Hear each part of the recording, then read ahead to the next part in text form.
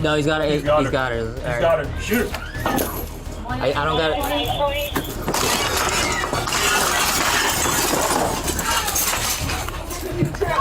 Hi everyone, Donut here. Today we have a story out of Bay City, Michigan that makes you want to flip a table. Let me set up this scenario real quick before we get into the detail. A guy got caught stalking his baby mom. There's a 1-year-old child in the middle of the chaos, and 2 officers get stabbed. And yes, before you ask, you know that the best legal defense for this suspect was to use his own 1-year-old child as a human shield. You can execute him. Luckily, it didn't work. Let's break this one down step by step. And believe me, you're going to want to see exactly how this all went down after a word from our sponsor. It's a new year, which means new balls. I mean, shaved balls. Hell, you might have started hitting the gym, feeling good on the inside, but do you look good on the outside of your balls? That's where Manscaped comes in with their Beard and Balls bundle. Say that 3 times fast. See this right here? That's the Beard Hedger. Has your Frankenbeans been hibernating all winter? That's where the Lawnmower 5.0 Ultra comes in. The Lawnmower 5.0 Ultra has so many useful features for your balls. 2 interchangeable skin-safe blades, the skin-safe trimmer blade for precision, and the skin-safe foil blade for that close, clean cut. Not only does it come with all these cool features, it's waterproof, fixed comb length, and 2 other comb lengths, wireless, and you get 60 minutes of use time in 1 full charge. Need a little bit more light when you're down there? LED. The Beard Hedger is one of my favorites. It removes my homelessness in a couple minutes. 20 different length options built right into it. Also 60 minutes of runtime on a single charge, and also waterproof.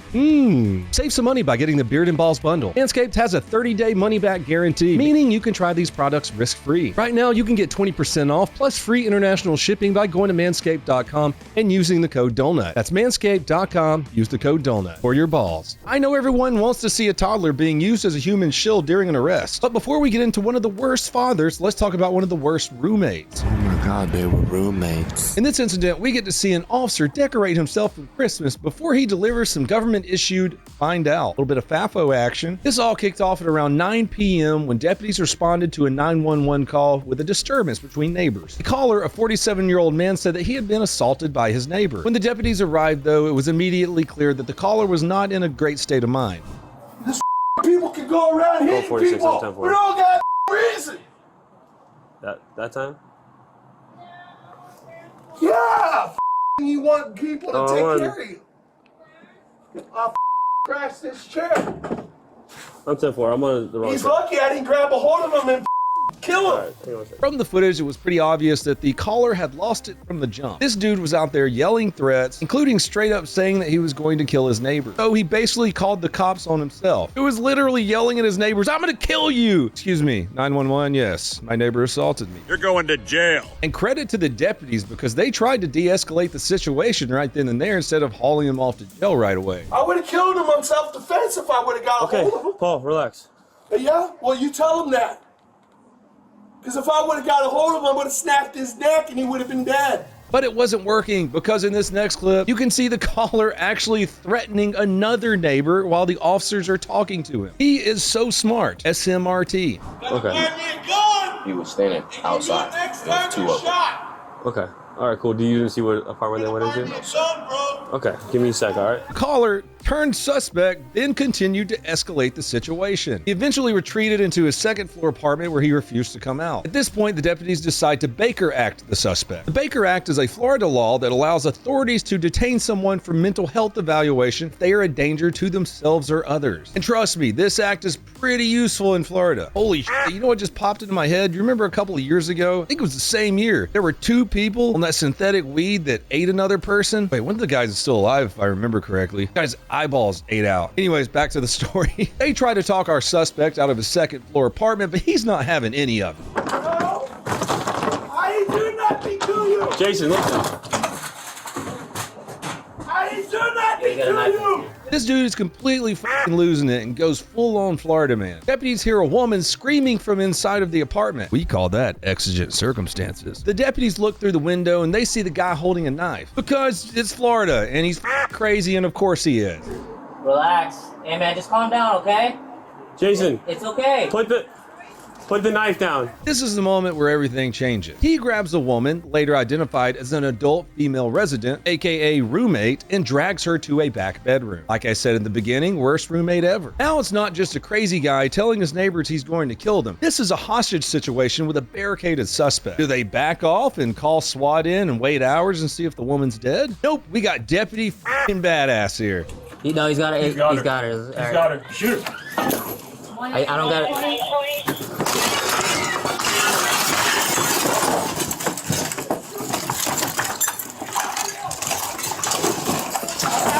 He says, F it, I'll make my own door. Government-funded problem solvers. I did this one time and it was awesome. Neighbors below called because they heard a disturbance. The apartment where the disturbance was a deaf couple. When you push the doorbell, of course, because they're deaf, you can't really hear a doorbell. The lights inside the apartment flash on and off. I hear a woman scream. I kick the door in. I run around the corner to the bedroom and he's on top of her, just choking her to death. Needless to say, he got a couple of bumps and bruises. Might have fallen down some stairs. No one's gonna notice a few more scratches. He fucking headbutted my knee. And then he headbutted my fist. It was bullshit. Back to our story. When someone's life is in immediate danger, there's no time to wait. Deputies break the window, make entry, dragging their giant balls through the jagged glass as they go, moving quickly to the back bedroom where the suspect is holding his roommate at knife point.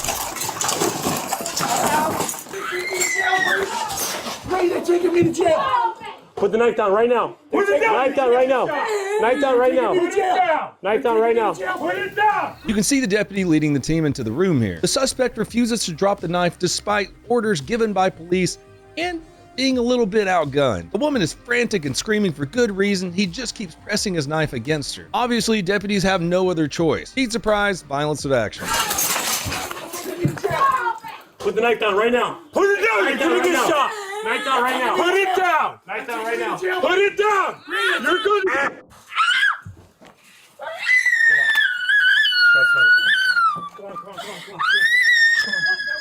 The woman escapes unharmed thanks to the deputy's swift actions and accuracy. Our suspect somehow was pronounced dead at the hospital. No deputies or anyone else was harmed in this situation. The deputy who fired the shot has been sent on vacation, paid administrative leave. They attempted de-escalation, they gave clear and concise commands, and then they only used deadly force when there was no other option. Clean cut case right there, boys. Not to mention this entire thing unfolded in just 20 minutes. Oh, you probably already forgot. We're gonna talk about the toddler human shield now. Some of you may not have been around 5 years ago, but I did a case study on what a baby shield actually work. I'm not fucking kidding you. You can search for the title right here, or you can find it in the description in the comments below. I laughed heartily because my sense of humor is straight whackers. All right, back to the new baby shield. Here's where it starts. 12:30 a.m. Officers roll up to arrest our suspect for violating his bond. Of course, he's fucking out on bond. He wasn't supposed to be anywhere near his child's mother because of domestic violence. Who would have thought? Here he is, parked outside their house with his 1-year-old in the passenger seat. Let's listen to this scumbag's excuse for violating. The 5th of this month. They said I can't be at her ad. Listen,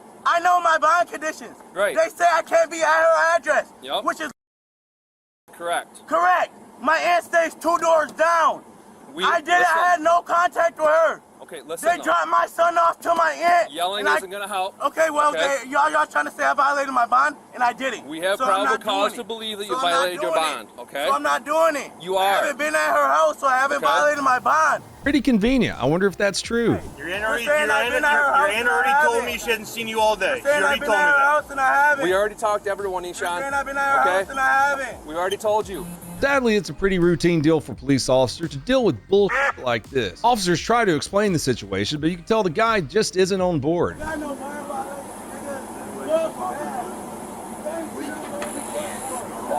Stop the car right now. Sit and drive. Yeah, he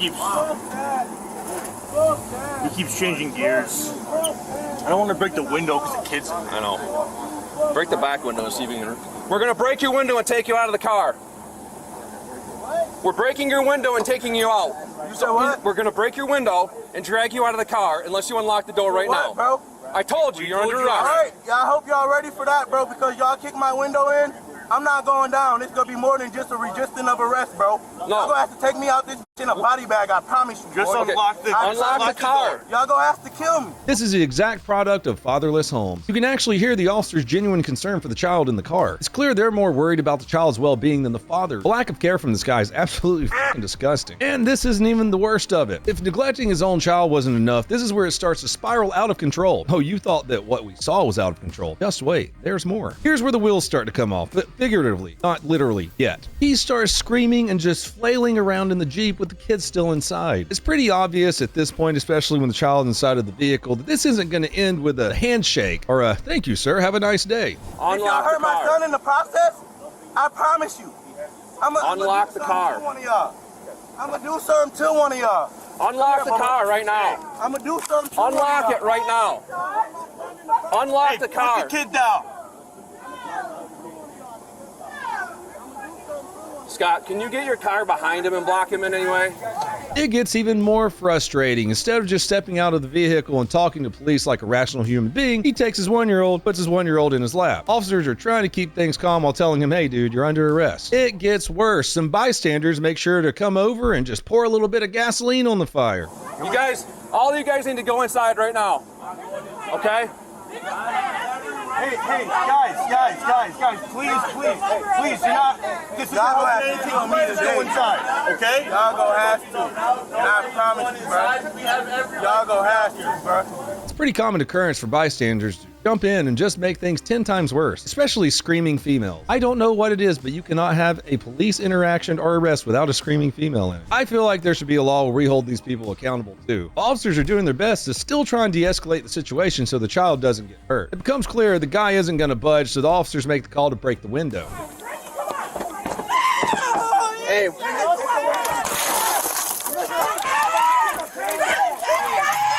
Trust me, this isn't a decision that they were happy to make, but at this point, they need to get that kid away from this crazy dude. He's already thrown the car into drive multiple times. What if he takes off without a seatbelt on? That baby does a football through the window. He's putting everyone around him, including the general public, into danger. And unfortunately, that's pretty much what happens anyway.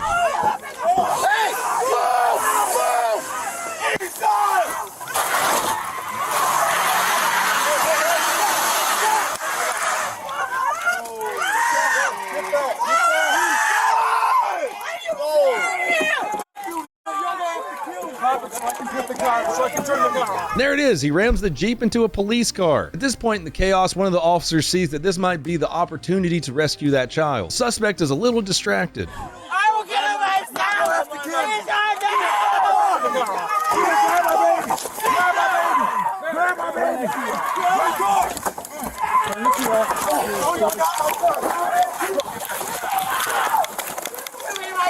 Okay, here you go. This is exactly the kind of quick thinking that keeps bad situations from getting even worse. The child is handed off to his mother safe and sound. Now with the kid out of harm's way, it's game on. The officers are about to go hands-on. What happens next shows just exactly how dangerous situations like this can get. Let's go! I will get him myself. Please,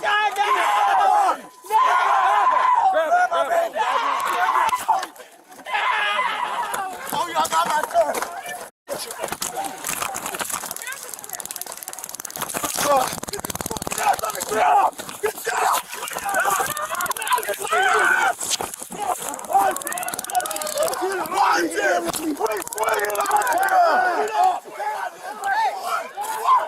What do you need?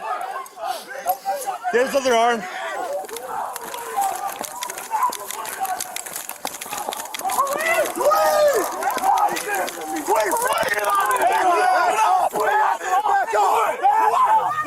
It's hard to see here, but as the officers are pulling him out, the guy takes things to a whole new level. He pulls a knife and stabs 2 officers. One of the officers gets hit in the abdomen and the other gets hit in the leg. Both places, you can die from a small little poke. That man just used deadly force. Guess what the cops can do now? Find out next time on Dragon Ball Z. Despite all of that, officers stay composed and are able to get him under control. Get his other arm. I think I'm stabbed. I'm stabbed. So am I. Oh, 321, get medical here now. I think we were stabbed. I need to put a tourniquet on. I need to put a... Hey, get Sally now. I got it. Seth! Scott, I need to turn the kid out. I got him. Even after getting stabbed, the officers don't lose their cool. It might have been they didn't realize they got stabbed because of the adrenaline. One of his officers pulls his tourniquet out and applies it to his buddy, while one of the officers is still trying to get the suspect under control. All this is happening while half of the f***ing neighborhood is trying to fight the cops. Once all the dust settles, the officers do what they're trained to do, that is to provide medical aid to this guy. You know, the one that just tried to stab them. Let's talk charges and consequences for the dad of the year real quick. 2 counts of assaulting police causing injury, 2 counts of assault with a dangerous weapon, and 1 count of 4th degree child abuse. Assaulting a police officer causing injury in this state is a 4-year sentence per officer. This guy could be looking at a nice big chunk of time in the pokey. Maybe. We'll see. You know I've lost all faith in the justice system. As for the officers, they were taken to the hospital, treated, and released the same day. Thankfully, they're both expected to fully recover. Hell yeah, brother. Well, that's all I got for you fine people today. Make sure to check out pepperbox.tv where you can see this video uncensored. Don't forget donutoperator.com, and until next time, please have a fantastic day. My sense of humor is straight whackers.